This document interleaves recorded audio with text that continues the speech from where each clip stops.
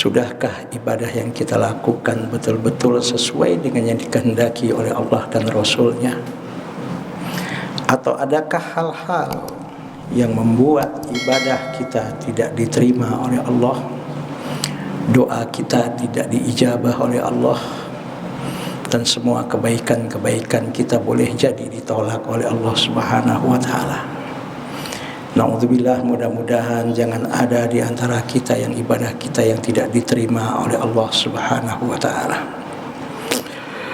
Usikum wa nafsi wa iyaya bitaqwallah. Dalam waktu yang sangat terbatas ini, mari kita merenung akan satu hadis Rasulullah sallallahu alaihi wasallam, hadis sahih yang diriwayatkan oleh Al-Imam Muslim dari sahabat Abi Hurairah radhiyallahu an. Apa kata beliau? Qala Rasulullah sallallahu alaihi wasallam, innallaha thayyibun la yaqbalu illa thayyiba. Allah itu adalah Tuhan yang maha baik.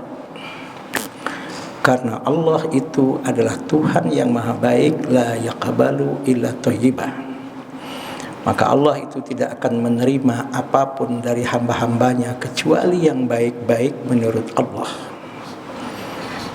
yang baik-baik menurut syariat. Al-Imam Ahmad bin Hanbal ketika menjelaskan tentang innallaha thayyibun la yaqbalu illa thayyiba, Allah adalah Tuhan yang maha baik dan Allah tidak akan menerima dari hamba-hambanya kecuali yang baik-baik. Qala Al-Imam Ahmad bin Hanbal rahimahullah, berkata Imam Ahmad bin Hanbal rahimahullah, apa kata beliau?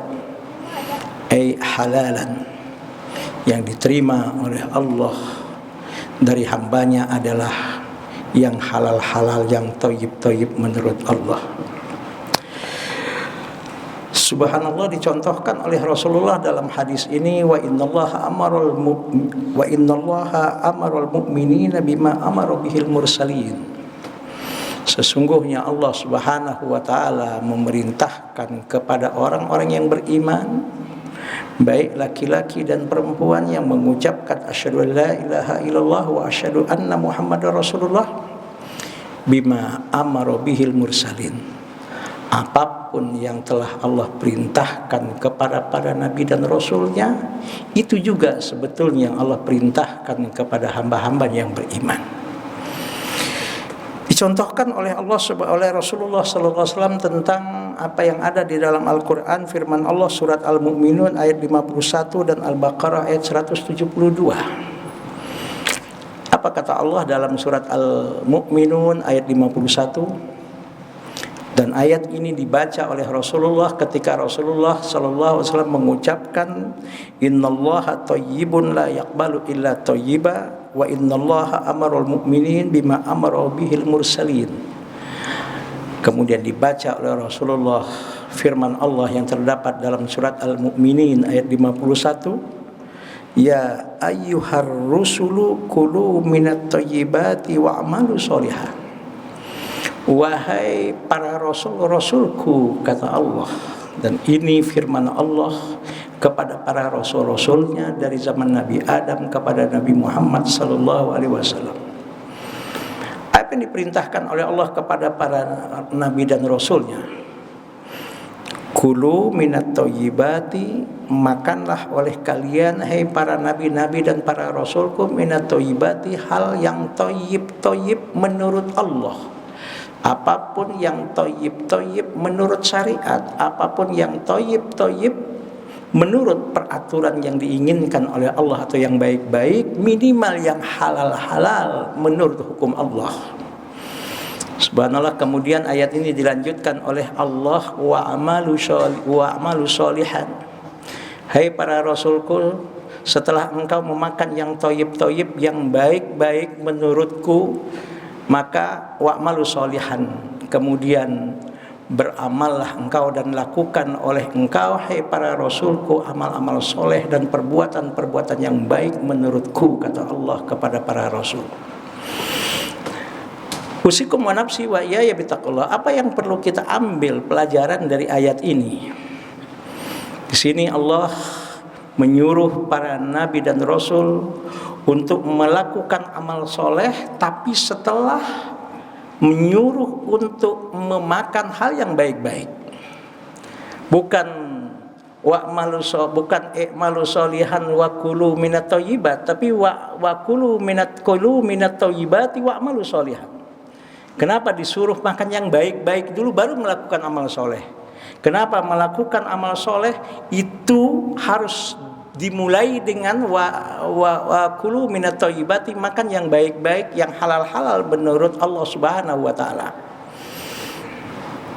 Sebelum Rasul melanjutkan hadis ini, Rasul kemudian membacakan firman Allah yang terdapat dalam surat Al-Baqarah ayat 172, ya ayyuhalladzina amanu kulu min thayyibati ma razaqnakum. Hai hamba-hambaku yang beriman, kata Allah, makanlah oleh kalian, hai hamba-hambaku yang beriman, min thayyibati ma razaqnakum, segala yang thayyib-thayyib, yang baik-baik, minimal yang halal-halal yang kami sudah rezekikan kepada engkau, hai orang-orang yang beriman. Yang mana Allah sebelum menyuruh orang-orang mukmin untuk kulu min thayyibati ma razaqnakum, di dalam surat Al-Mu'minun ayat 51 Allah katakan, ya ayyuhar rusulu kulu minat thayyibati wa amalu sholihan. Apa rahasianya kenapa Allah Subhanahu wa taala memerintahkan kepada para rasulnya, begitu juga kepada para hamba-hambanya yang beriman, sebelum melakukan amal soleh, sebelum beribadah, apapun bentuk ibadah yang dilakukannya, baik itu ibadah mahdhah ataupun ibadah-ibadah ghairu mahdhah, agar bernilai ibadah di hadapan Allah, agar diterima oleh Allah, agar betul-betul mendapatkan pahala dari Allah, agar sholatnya tidak sia-sia, agar puasanya tidak sia-sia, agar ibadah haji dan umroh yang dilakukannya tidak sia-sia, agar infak, sodakoh, bahkan zakatnya tidak sia-sia, atau apapun amal soleh yang ia lakukan agar tidak sia-sia di hadapan Allah.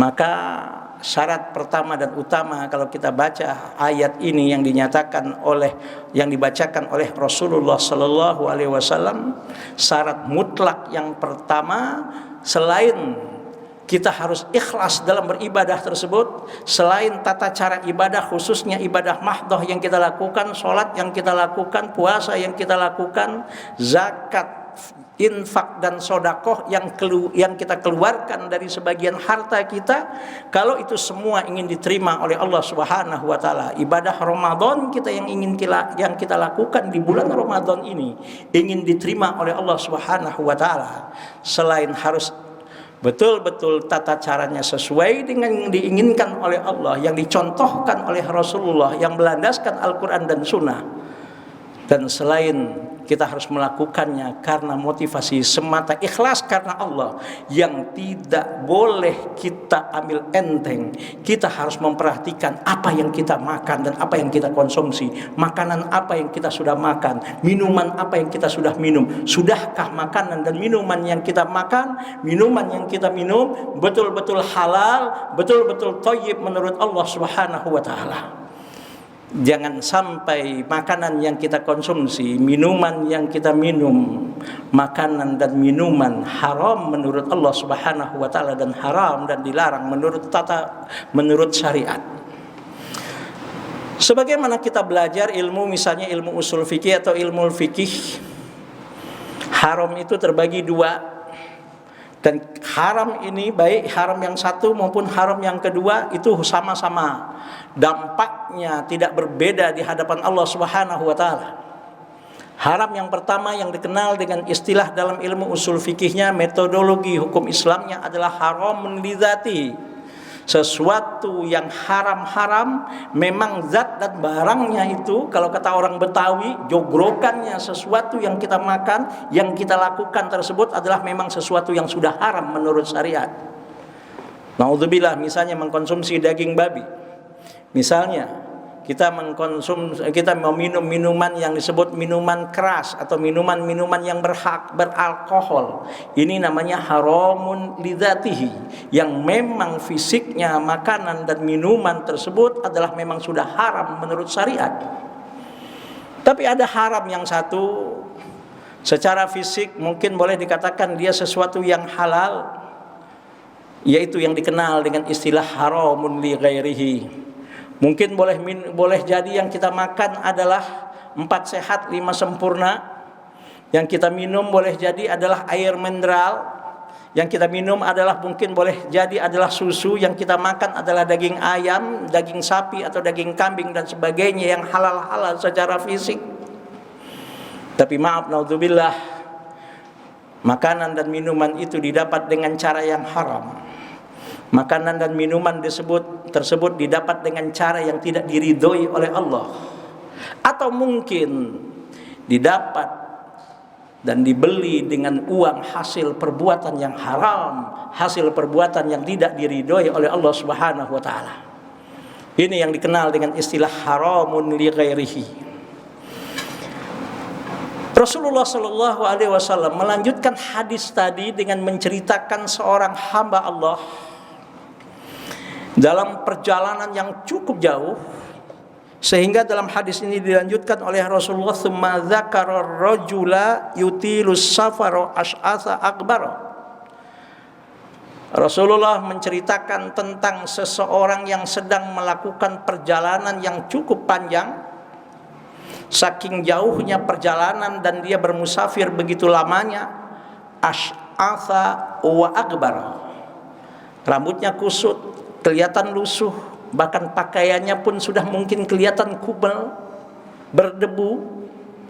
Tapi walaupun seperti itu, walaupun dia dalam keadaan perjalanan, dalam keadaan musafir, orang tersebut masih tetap tidak meninggalkan ibadahnya, bahkan berdoa kepada Allah Subhanahu wa taala dengan penuh kekhusyuan.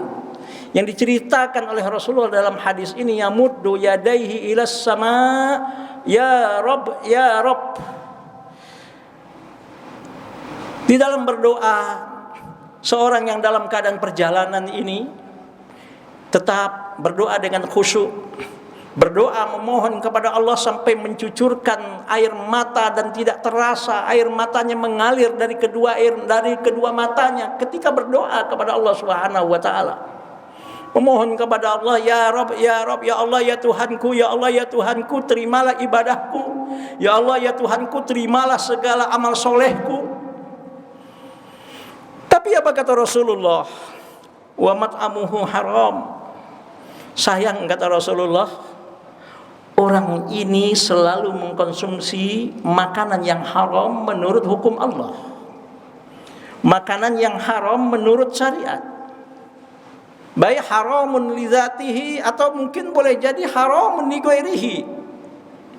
Bahkan wa masyrabuhu haram, minuman yang diminum selama ini boleh jadi banyak yang haram-haram. Lagi-lagi baik haramun lidzatihi atau mungkin boleh jadi dia mampu menghindari yang haramun lidzatihi, tapi dia masih mengkonsumsi yang haramun li ghairihi. Yang secara fisik minuman itu adalah minuman yang halal, yang secara fisik makanan yang dimakan itu adalah makanan yang halal, tapi sayang dia mendapatkannya dengan cara yang haram atau dibeli dengan uang hasil perbuatan yang haram.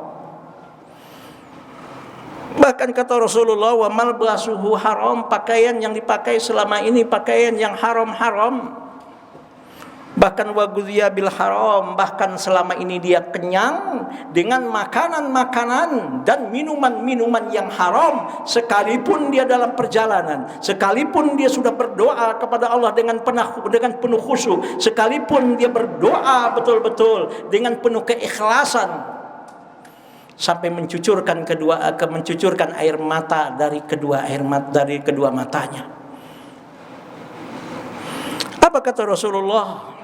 Fa anna yustajabu lahu.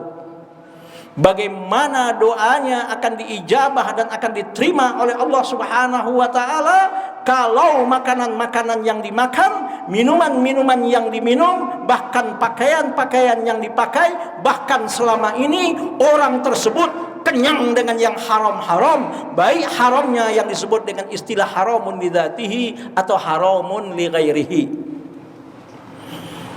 Haditsun sahihun rawahu Muslim. Usikum wa nafsi wa iyaya bittaqullah. Mari sama-sama. Hadis ini menjadi renungan bagi kita.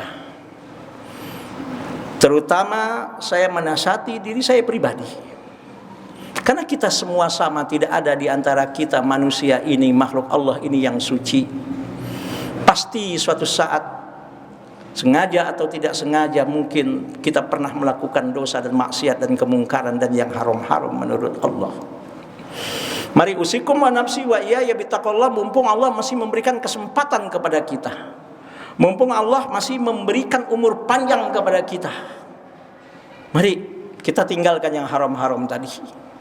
Supaya apa? Supaya jangan sampai ibadah yang sudah kita lakukan tidak diterima oleh Allah Subhanahu wa taala, supaya sholat yang sudah kita lakukan jangan sampai tidak diterima oleh Allah Subhanahu wa taala. Jangan sampai infak dan sedekah yang sudah kita keluarkan ternyata enggak ada nilainya di hadapan Allah Subhanahu wa taala. Bahkan naudzubillah, ibadah haji dan umrah pun yang mungkin pernah dilakukan, naudzubillah, jangan sampai tidak diterima oleh Allah Subhanahu wa taala, tertolak semua oleh Allah Subhanahu wa taala. Kenapa? Innallaha thayyibun la yaqbalu illa thayyiba. Karena Allah adalah Tuhan yang maha baik. Karena Allah adalah Tuhan yang maha baik.